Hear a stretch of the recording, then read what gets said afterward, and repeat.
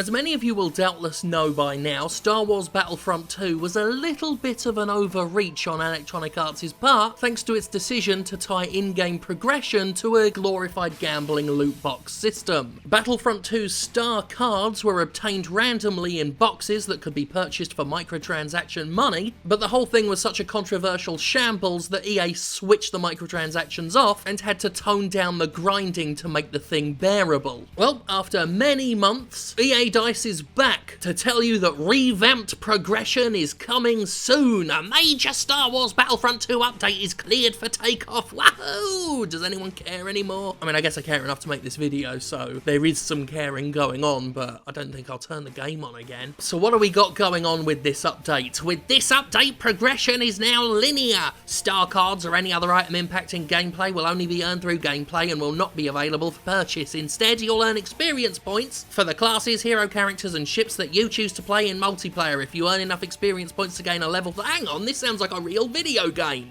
This amazing revelation is just a regular normal video game that plays out like normal video games do. Has it really taken them this long to work out that's what people who play video games want? Games that are like games. Sorry, I mean amazing!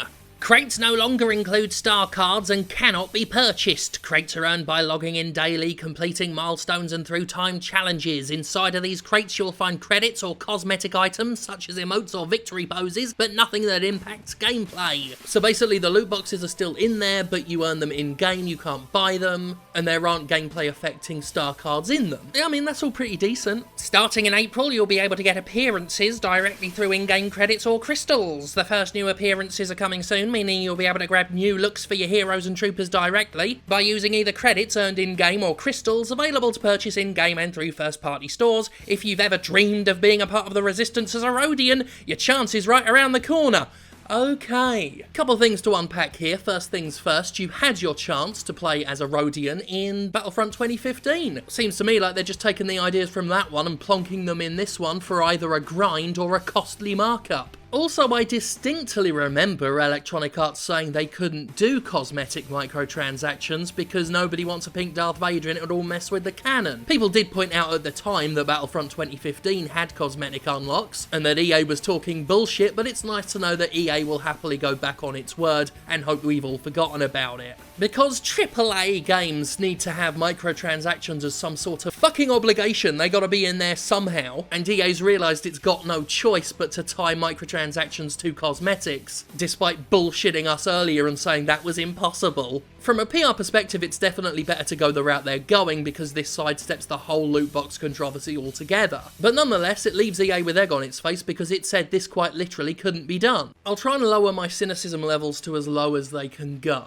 So okay, it's good that they finally done this. Everything they've detailed pretty much sounds like what people wanted. Obviously, I prefer my $60 games to not be free to pay and not have microtransactions in them because it's fucking cheeky. But as I said, they're bloody obligatory now. Shareholders ain't gonna let them not put them in. And this is pretty much the best compromise you could imagine. It sucks that in a lot of AAA games, we've now lost the ability to unlock alternative costumes and things without either grinding a ridiculous amount for them or paying to have them now, or in some games not being able to grind for them at all and only being able to buy them, but that's the sad world we live in. And because games are scaling back away from loot boxes, microtransactions in $60 premium games now seem a lot more acceptable, and you're even seeing certain publishers paint themselves as good people because that's all they're doing. They're just doing microtransactions, they're not doing loot boxes. And anybody with an eye for AAA history will know that's exactly where we were gonna go next. The industry has a habit of pushing the envelope, seeing how far it can go, how far it can test the audience's patience, just how egregious its next fuck-awful business model can be. And I realise I said I was gonna lower my cynicism, but it's come back up, fuck it, because this is how the AAA industry operates. It pushes as far as it can go, pushes its audience to breaking point, then immediately withdraws, pulls back, returns to a previously shitty business model that people were sick of but are now gratefully accepting because, hey,